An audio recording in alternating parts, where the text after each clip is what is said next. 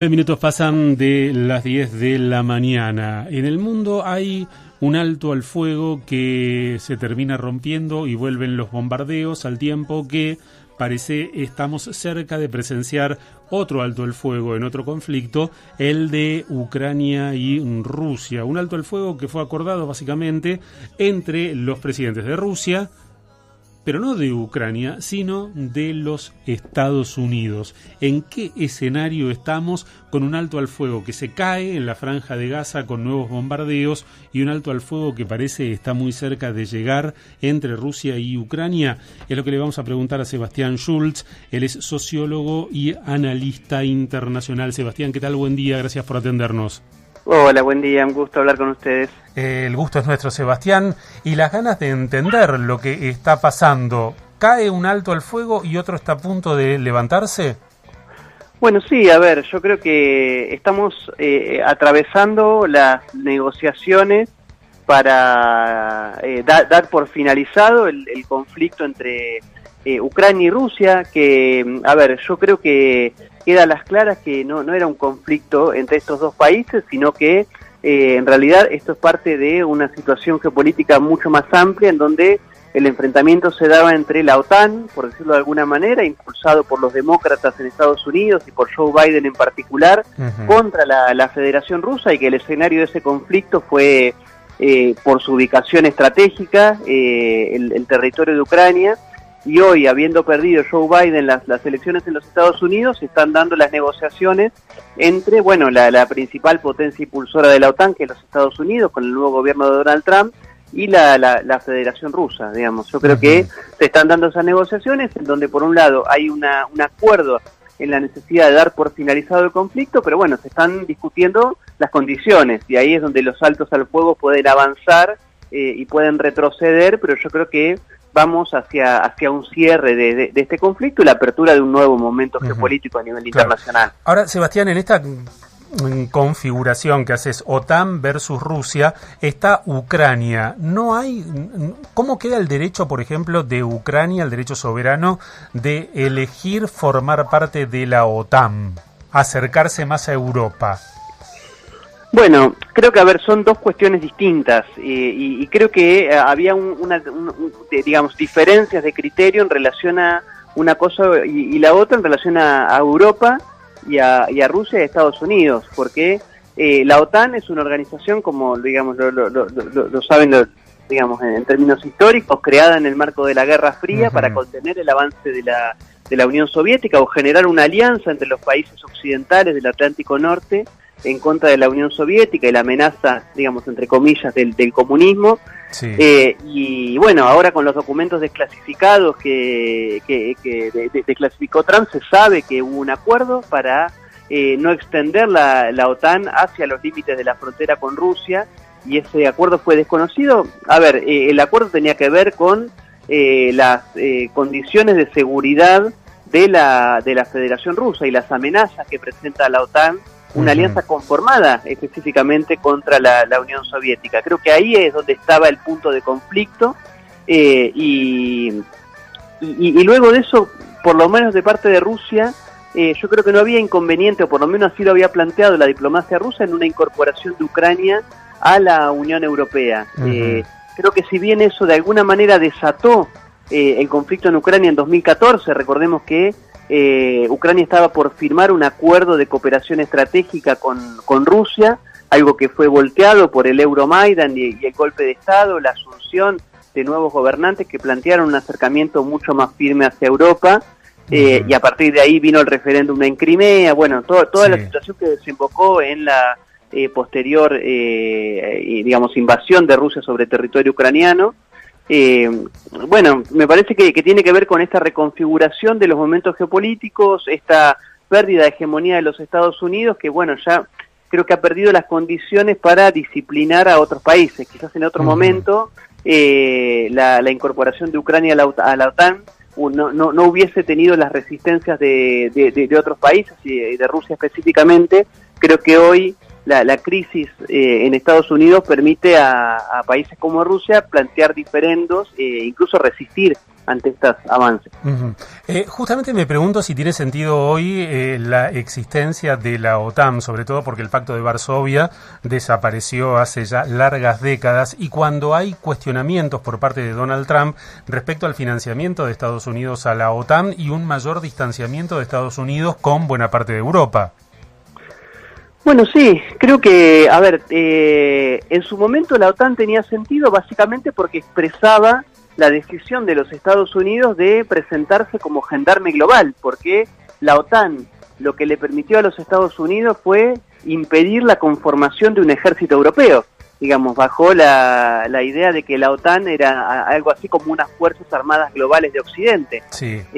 Ahora, lo que plantea Donald Trump es, digamos, en esta idea de hacer a Estados Unidos grande de nuevo, es que Estados Unidos se va a retirar de estas cuestiones, incluso ha planteado que Europa debería aportar más financiamiento a la OTAN como una excusa para desfinanciar la organización, porque esto en términos de proyectos estratégicos, geopolíticos en disputa, la OTAN es una organización que no le responde a Donald Trump, es una organización mucho más vinculada al Partido Demócrata. Entonces lo que está planteando Trump efectivamente es desestabilizarla, desestructurarla, que esto ya lo había planteado durante su primer gobierno, ¿no? Y esto lo que había generado fue, dentro de la propia Europa, debates sobre la necesidad de impulsar procesos de fortalecimiento de sus propias fuerzas armadas, de esta idea de retirar a la OTAN de Europa. Pero creo que con Donald Trump en el gobierno de los Estados Unidos sí vamos hacia una crisis de legitimidad e incluso de financiamiento de esta organización. Claro, y de hecho Europa está anunciando que va a haber una inversión multimillonaria en armamento, incluso el Reino Unido, que se salió, está alineado con esa decisión de rearmar Europa.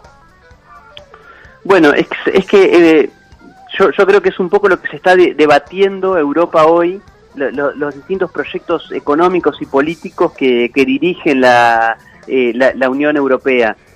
Con la asunción, a ver, ya con la presidencia de Joe Biden, Europa quedó completamente subordinada a la estrategia norteamericana. De hecho, muchos analistas señalan que la incursión de la OTAN o la propuesta de incorporar a Ucrania a la OTAN y las respuestas de Rusia, lo que tenía como objetivo era romper la articulación que con el gobierno de Donald Trump se estaba forjando entre Europa y Rusia por un lado, digamos, recordemos que habían acordado impulsar los acuerdos energéticos con la construcción del Nord Stream 2, que luego fue dinamitado en el marco de la guerra en Ucrania, pero también Europa venía avanzando en acuerdos comerciales y de inversión con China.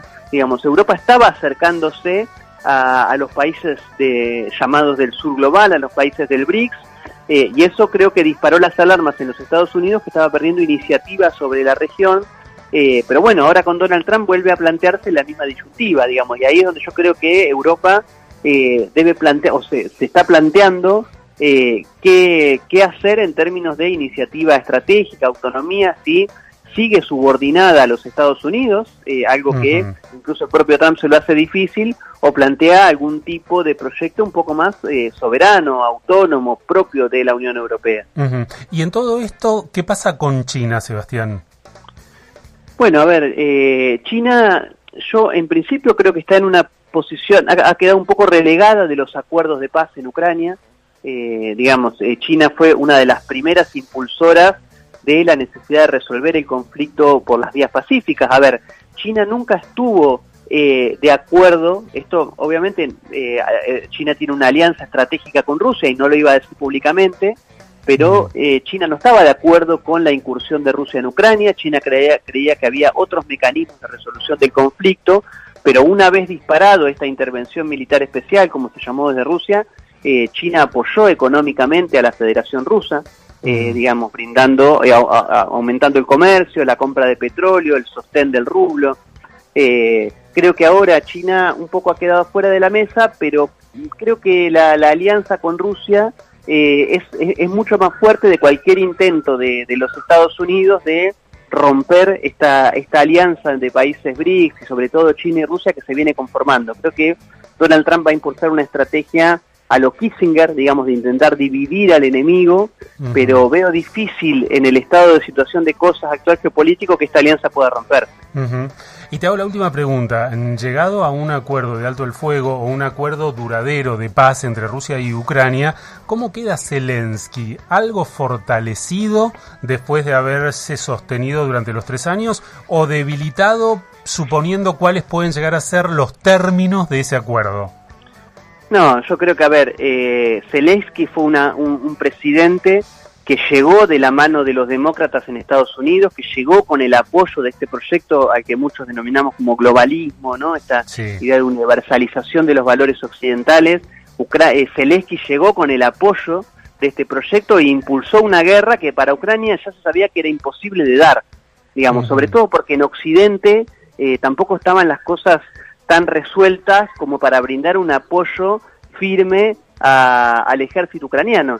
Entonces yo creo que, bueno, Zelensky se hizo cargo de alguna manera de una estrategia que no fue ucraniana, que fue diseñada en los Estados Unidos, y hoy, con la asunción de Donald Trump, Zelensky está, yo creo que así como, digamos, con Joe Biden, también perdió el poder Zelensky. Entonces yo creo que Zelensky está esperando cómo se resuelve esto, y lo más probable es que si las condiciones de negociación avanzan como vienen avanzando entre Vladimir Putin y Donald Trump, se termine efectivizando la partición territorial de Ucrania, digamos, la legitimación de los referéndums de autonomía y de anexión a Rusia de las zonas del Donbass y de Crimea, y bueno, la efectivización de que el gran derrotado es no solo el globalismo, sino también el propio Zelensky. Y con Estados Unidos explotando las tierras raras ucranianas. Sí, a ver, ahí hay un debate sobre cuánto hay de tierras raras en Ucrania, porque Estados Unidos en su territorio tiene muchas más tierras raras que en el territorio de Ucrania. Sí, en Ucrania hay minerales estratégicos, pero muchos de ellos se encuentran en la zona del Donbass, que a su vez es la zona más productiva de Ucrania. Yo creo que a Donald Trump no le interesa tanto Ucrania en sí, sino la desarticulación de la estrategia globalista, que es la que ponía el foco en Ucrania. Yo creo que sí, a ver, Estados Unidos probablemente acuerde hacerse cargo de una parte de la reconstrucción de Ucrania para que eso permita apuntalar a algunas empresas norteamericanas, pero, digamos, y esto también quedó claro en el llamado telefónico entre Donald Trump y Vladimir Putin, junto con Ucrania se están negociando otras partes del tablero global, ¿no? Apareció la cuestión de Irán, la cuestión de Medio Oriente, también probablemente aparezca el debate sobre la supuesta desdolarización que está promoviendo el BRICS. Probablemente Estados Unidos plantea algún reparo si quiere llevar los términos de negociación a algo que sea favorable a Rusia. Pero yo creo que no, más allá de ciertos minerales estratégicos y de hacerse cargo de la reconstrucción, creo que no hay mucho más que ese interés de los Estados Unidos en Ucrania. Sebastián, muchas gracias por estos minutos. Bueno, gracias a ustedes por la comunicación. Que estés bien, hasta luego. Hasta luego.